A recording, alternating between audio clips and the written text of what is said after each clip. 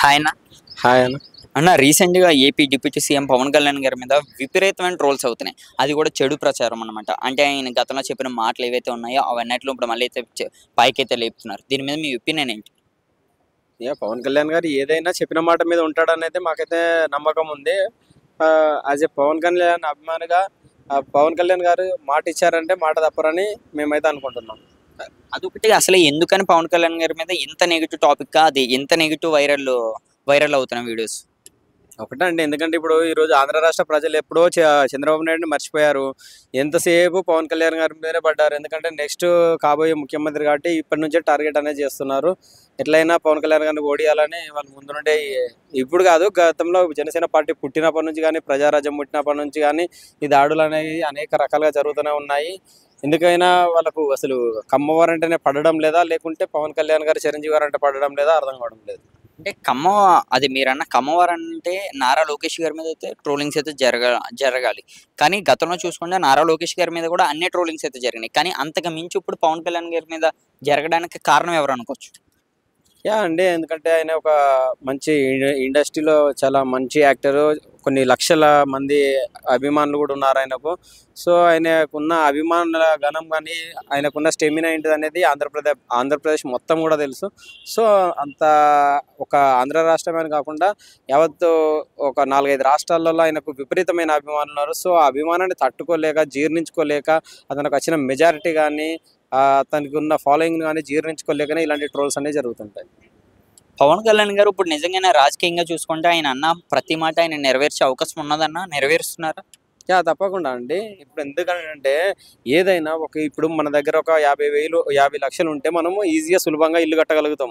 అదే మనం 50 లక్షలు అప్పు ఉంటే మనం ఈ ఇల్లు కట్టడానికి మినిమం ఒక 20 సంవత్సరాలు, 10 సంవత్సరాలు అవి సంపాదించి వడ్డీలు కట్టుకుంటూ కొంచెము రాష్ట్రాన్ని ముందుకు జరుపుకుంటూ మెల్లగా కొనసాగిస్తారు పథకాలు కానీ, అన్నీ కానీ. ఎందుకంటే గతంలో రాష్ట్రం అంతా వైఎస్ఆర్సీపీ పార్టీ హయాంలో మొత్తం తీవ్రంగా దెబ్బతింది, తీవ్రంగా నష్టపోయింది. కనీసం రోడ్లు లేని దుస్థితి ఏర్పడింది. సో ప్రతిదాన్ని కూడా ఒక మౌలిక వసతులు ఏర్పడితేనే కానీ అక్కడ కంపెనీలు వస్తాయి. డైరెక్ట్ కంపెనీలు వచ్చిన తర్వాతనే మౌలిక వసతులు ఏర్పడడానికి వీలు కాదు కదా. సో అనేక రకాలుగా దానికి ఎక్విప్మెంట్స్ కావాలి, కంపెనీ ప్రజాప్రతినిధులతో మాట్లాడాలి, అనేక రకాలుగా అన్నీ చేసిన తర్వాతనే ఒక్కొక్కటిగా డెవలప్మెంట్ అనేది జరుగుతుంది. పవన్ కళ్యాణ్ గారు గెలిచిన తర్వాత అసలు పిఠాపురం అన్న గ్రామాన్ని మర్చిపోయారని కూడా చాలా మంది మాట్లాడుతున్నారు. మీరేమంటారు? అట్లా ఏం లేదండి. ఒకవేళ అట్లా అనుకుంటే వాళ్ళ భ్రమ అండి. ఎందుకంటే ఇప్పుడు పిఠాపురంలో చాలా వరకు రోడ్లు పడ్డాయని మనం యూట్యూబ్లలో చూస్తూనే ఉంటున్నాం. అదేవిధంగా పిఠాపురంను కనుక మర్చిపోయి ఉంటే వర్మ గారు ఈరోజు అతనే బయటకు వచ్చి మరి ప్రెస్ మీట్ పెట్టేవాడు. ఇప్పుడు గతంలో మనం ఆయన చూసాం, ఎమ్మెల్సీ ఇవ్వలేదని, ఇంకోటి ఇవ్వలేదు, అలిగిండని అన్నారు. ఏది అలిగి ఉంటే ఆయన వచ్చి ప్రెస్ మీట్ పెట్టి చెప్పేవాడు కదా, పిఠాపురం వెనక ఇట్లా జరుగుతుంది, ఇక్కడ ఇది జరుగుతుంది, అక్కడ అది జరుగుతుందని వాళ్ళు పెట్టేవాళ్ళు. వాళ్ళ పార్టీ నుండి ఆమె సునీతారెడ్డి గారు వాళ్ళు నిల్చున్నారు. ఆమె కానీ వాళ్ళు పెట్టేవాళ్ళు కదా, ప్రెస్ మీట్ పెట్టి చెప్పేవాళ్ళు కదా. వీళ్ళు ఎవరో అభిమానులు ఏదో జెండాలు బట్టి మోసే కార్యకర్తలు వాళ్ళ జగన్ మీద అభిమానంతో ట్రోలింగ్ చేయడం తప్ప అక్కడ ఉన్న నియోజకవర్గ ప్రజలైతే ఎవరు కూడా అక్కడ ఏం ప్రెస్ మీట్లు పెట్టడం లేదు, ఏం ధర్నాలు చేయడం లేదు, ఎక్కడ కూడా ఏ రాస్తారోకో లేదు, ఏ ప్రాబ్లం లేదు. అభిమానులు అనేవాళ్ళు రాష్ట్ర వ్యాప్తంగా ప్రతి నాయకుడికి ఉంటారు. వాళ్ళ సహజంగానే ట్రోల్సింగ్ జరుగుతాయి. కాకపోతే ఇప్పుడు ఏంటంటే పవన్ కళ్యాణ్కి వచ్చిన అభిమానం ఉన్నారు, ఆయనకున్న ఫాలోయింగ్ను జీర్ణించుకోలేకపోతున్నారు అంతే. మనం రీసెంట్గా చూసుకుంటే చాలా ఛానల్స్లో జగన్మోహన్ రెడ్డి గారు అరెస్ట్ కోసం ఒక మంచి ప్లానింగ్ నడుస్తుంది ఏపీలో అని కూడా మాట్లాడుతున్నారు. అది ఎంతవరకు నిజం? ఒకవేళ జగన్మోహన్ రెడ్డి గారు అరెస్ట్ అయ్యే అవకాశం ఉన్నదో ఇప్పుడు? అది అరెస్ట్ కోసం అనేది పెద్ద ప్లానింగ్ అవసరం లేదు. ఆయన పెద్ద సంసారి కాదు, పెద్ద శుద్ధపూస కాదు. ఆల్రెడీ జైలుకి వెళ్ళేసి వచ్చిండు 2.5 సంవత్సరాలు. కొత్తగా వెళ్ళాల్సి అక్కడ రికార్డులు ఏం బద్దలు కొట్టాల్సింది ఏం లేదు. వెళ్తే మళ్ళీ 2-3 సంవత్సరాలు వెళ్తాడు, మళ్ళీ వచ్చి సీఎం అవుతాడు కాదు సానుభూతితోటి. అంత పెద్ద ఫరాక్ ఏం పడదని నేను అనుకుంటున్నాను. అంటే గతంలో నారా చంద్రబాబు గారు అరెస్ట్ అయినందుకు ఆయన ఇప్పుడు సీఎం అయ్యారని కూడా బయట టాక్ నడుస్తుంది. ఒకవేళ మళ్ళీ ఇప్పుడు జగన్మోహన్ రెడ్డి గారిని అరెస్ట్ చేస్తే మళ్ళీ జనాల్లో సింపతి వచ్చే అవకాశం ఉందా? జనాల్లో సింపదని కాదండి, జగన్మోహన్ గారికి అభిమాన గణం ఉంది. కానీ అతను వెనుక ఆ రోజు నిల్చున్న నాయకులు ఈ రోజు లేరు అంతే.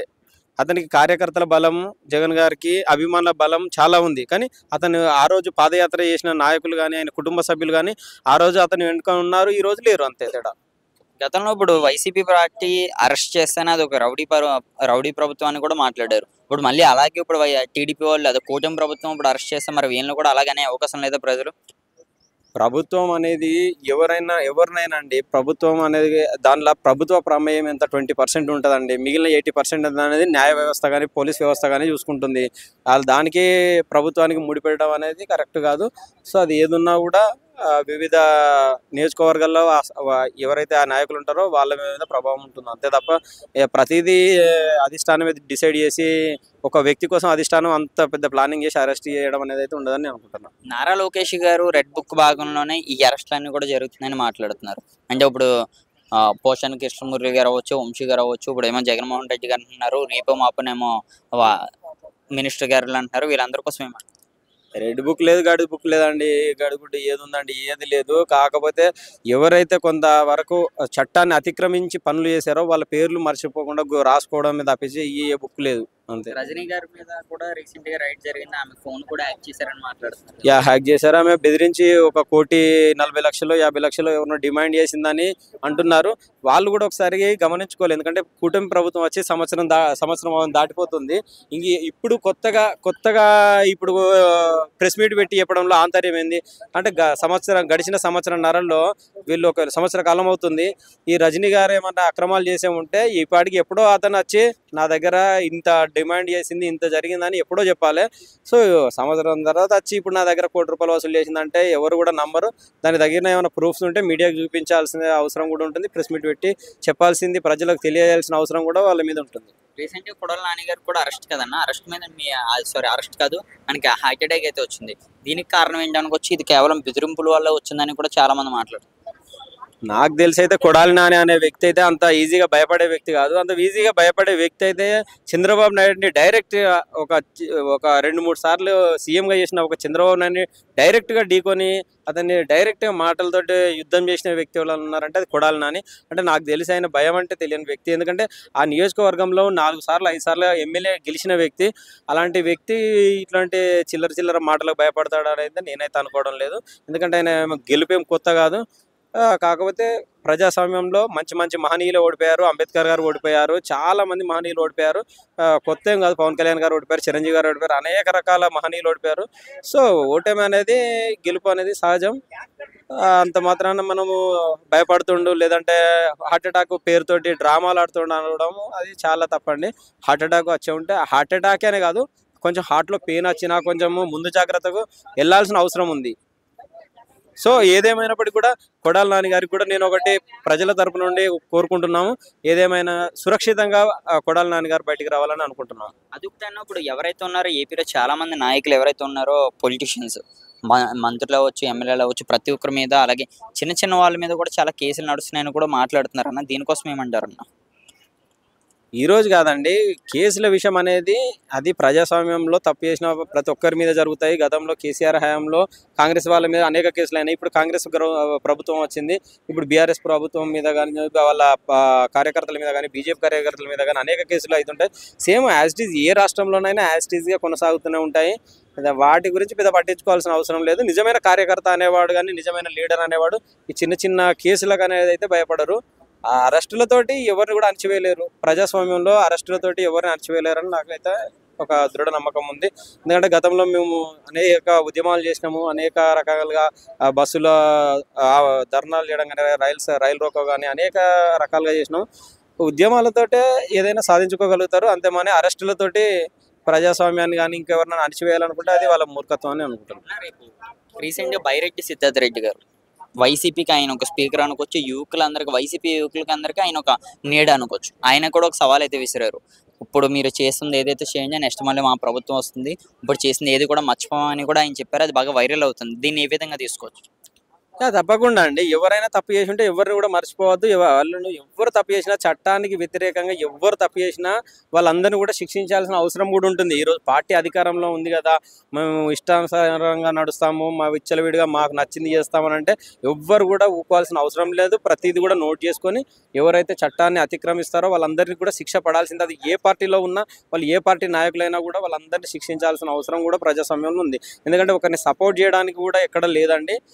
మాకు తెలిసి అయితే ఎవరు ఏ పార్టీలు ఉన్నా బెదిరింపులు కానీ, రౌడీజం కానీ, గూండాయిజం కానీ తెలుగు రాష్ట్రాలలో ప్రశాంతతనే ప్రజలు కోరుకుంటున్నారు. ఇలాంటి ఎవరు చేసినా కూడా, ఏ పార్టీలో ఉన్నా కూడా వాళ్ళందరినీ అరెస్ట్ చేయాలని మేము అనుకుంటున్నాం. ప్రభుత్వానికి వ్యతిరేకత వచ్చే అవకాశం ఉందన్న కూటమి ప్రభుత్వం ఇప్పుడు ఇలాగే కొనసాగుతుంటే అంటే ఇప్పుడు మనం రీసెంట్గా న్యూస్ చూసుకుంటే సుమారుగా మనకు విశాఖ జిల్లాలో అవ్వచ్చు, కృష్ణా జిల్లాలో అవ్వచ్చు, చాలా మంది 10 నుంచి 15 మంది అరెస్ట్ అవుతున్నారు నెలకని కూడా మాట్లాడుతున్నారు. ఒకవేళ ఇదే అరెస్టులు కొనసాగుతుంటే ఎలా ఉండొచ్చు కూటమి? ఒకటండి, అదే పదే పదే మేము కూడా చెప్తున్నాము. అరెస్టులతోటి ప్రజా ఉద్యమాలని అణచివేయాలనుకుంటే చాలా అది వాళ్ళ మూర్ఖత్వమే తప్పించి ఎవరు కూడా అరెస్టులతోటి బెదిరిస్తే ఎవరు కూడా భయపడరండి. మీరు అన్నట్టు బైరెడ్డి సిద్ధార్థ రెడ్డి గారు ఆ పార్టీకి 100% డైనమిక్ లీడర్ అండి. చాలా వరకు అతని వల్ల యువకులు కానీ ఈవెన్ ఆయన డైలాగులు, ఆయన మాటలు యావత్ తెలంగాణలో కూడా ఒక మంచి ఇన్స్పిరేషన్ డైలాగులు వచ్చినాయి. చాలా వరకు కూడా మంచి లీడర్గానే గుర్తింపు తెచ్చుకున్నాడు. సో ఆయనకున్న ఏజ్కి, ఆయనకున్న మాటలకు కూడా చాలా యువకులందరూ కూడా ఈజీగా అట్రాక్ట్ అయ్యే భాష వాడాడని నేను అనుకుంటున్నాను.